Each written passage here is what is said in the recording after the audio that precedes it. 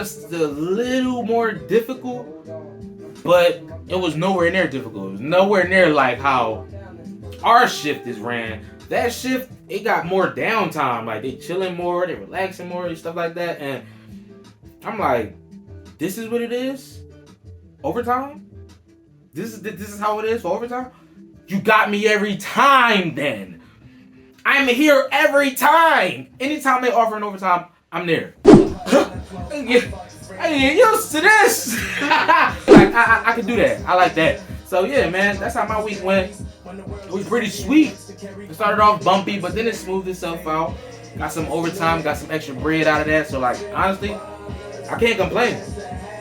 You know? Can't complain. Let's jump into this segment. Things I just gotta get my 2 cents on, and I can't ignore. So, here it is. It's 3 things that I've witnessed and I just gotta get my 2 cents on. One, we're gonna start with NBA YoungBoy diss track. NBA YoungBoy got a diss track and he called himself dissing O Block. So it's like, first of all, bro, how you gonna diss O Block? And like the leader of O Block, I believe, like if you ask me, it's King Von. Now the significance in O Block, the name came from my homie O.D. Perry. He passed away and shit. He was passed away like August 2011. I wanna say, yeah. So that's where we got the name. King Von from O Block, but Lil Durk from Lorno, that's what they call it, Lorno or some shit like that. So all I'm saying is I saw King Von repping O Block hard as shit. He even got the O Block chain. So this nigga, NBA YoungBoy, he out here call himself dissing O Block, and it's like, bro, like the leader of O Block not even out here, like, and you over here trying to stir up some shit, and then on top of that, it's like, bro, you reaching. Honestly, you reaching. Like, he gonna put the money out, talking some, all you niggas gonna die. Really, nigga? The album is trash. The shit is trash, bro. It's trash. It's trash. I'm just giving it a buck. It's trash. NBA YoungBoy shit is trash. It's trash. NBA YoungBoy, try a different approach. Honestly, if you want to show that you really a good artist and you really can sell records, besides creating controversy and then making songs that people flock to because they want to see if you put it in your music, try a different approach. I want to see something different from you, bro. And yeah, that's it. Moving on. Also, something else that I couldn't just ignore. I gotta get my 2 cents on this. Ari Fletcher, Moneybagg Yo girlfriend, G Herbo baby mom. She went on and said, all right, look, it's a little timeline, right? Ari says in one video, Ari says that, you know, she's for raising the awareness of domestic violence, you know, how domestic violence isn't cool, you feel me? So she said that she wants to be somebody that stands up to that. Stands up for that. Stand up for promoting. How can I say this? She wants to be a spokesperson for raising the awareness of domestic violence across like the women, like as far as women. I heard you're getting some nonprofits. Give back for like some women's shelters and also for domestic violence. That's super dope. And then she also goes in and says that she wants to like donate to certain charities that like do stuff for domestic women and helping them get housing and stuff like that. All things geared towards helping women that suffer from domestic violence or helping women move on and recover from domestic violence. That was Ari's whole stance. You feel me? And then she went on and did a guest appearance on a female's podcast. I believe the podcast is called Don't Call Me White Girl. It's done by African American woman, although she is red bone, fair skin, and the name of her podcast is Don't Call Me White Girl. And on there, she had Ari as a special guest. Long story short, Ari was on there talking about basically how she liked for her man to come off aggressive and give the impression that he's gonna domestically violate her, although she didn't say that she actually did like for her man to actually close fist and beat the bitch ass. She didn't say that. She did say that she liked for the man to come off aggressive and act like she said, act like you gonna pull your gun out, like pull your gun out.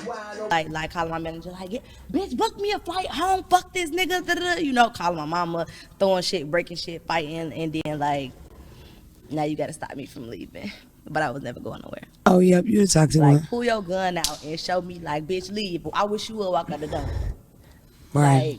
Like, I'm not. She from the Shy. She from the Shy. She's from Chicago. You folks. already pull your gun out. I'm gonna just sit down because I got a son. I'm not trying to die. I got a son. So I'm only staying because I got a son. I don't want you to shoot me. That's the most Chicago shit I've ever heard in my life. What the fuck? She was basically promoting men pretending to domestically violate women. So it was like a contradiction. You gonna laugh your ass. So it was basically a contradiction on how she would want to help women that go through domestic violence versus her on that podcast saying that she likes where her man is aggressive, and basically to the point that she literally said to the point that he ready to pull his gun out. She said, pull your gun out. You know, then I stay, you know, I wasn't going nowhere in the first place, but she was like saying that her relationship is toxic, like her relationship was toxic, and how she is basically the toxic one, and she does things where she gets her man angry, and she like when he angry and pull his gun out and tell her not to go no fucking where. Like, shit was wild. Like, for real, she like, yeah, like, I got a son, like, yo, roll the clip. Chicago. You folks. already pull your gun out. I'm gonna just sit down because I got a son. I'm not trying to die. I got a son. So I'm only staying because I got a son. I don't want you to shoot me. That's the most Chicago shit I've ever heard in my life. So that's what she said, right? So that shit is like a contradiction with the whole wanting to help women then versus you going promoting that and saying that shit. Then on top of that, I told you, it's a timeline. On top of that, she's on her live. She got a live. She went live because women were commenting under that podcast video, and she didn't like the comments that some people was leaving. And she had pointed out a comment that a lady left, and she said, bye. Don't nobody care. That's what she said. Who cares? Nobody cares.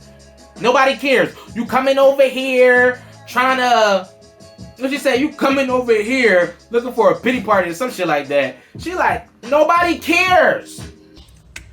Nobody cares.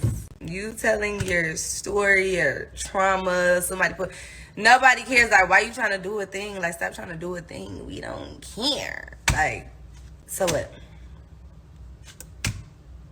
What does what I say have to do with what happened to you or what you saying happened to you? Because y'all be lying. Everybody trying to victimize themselves all of a sudden. Like, why? She like, nobody cares. Like, who cares about you getting your ass beat and going through that domestic violence? Who cares? Like, really? And it's like, wow, wait. You were the same person that was saying you wanted to help women with domestic violence and the women that suffer with domestic violence, trying to get them out of those situations and stuff like that. And here you are, a female, talking about how she don't think when you was at the podcast, the way that you were speaking of it was in the best light. And here you are telling her, who cares about your situation that you went through? Get the hell out of here. Like, so who cares? Nobody, she says, nobody cares. Nobody cares. It's like, damn, man. That is a prime example of putting your fucking foot in your mouth. You say one thing, then you say another. That's a big ass contradiction, man. It's like, come on, Ari. We gotta do better.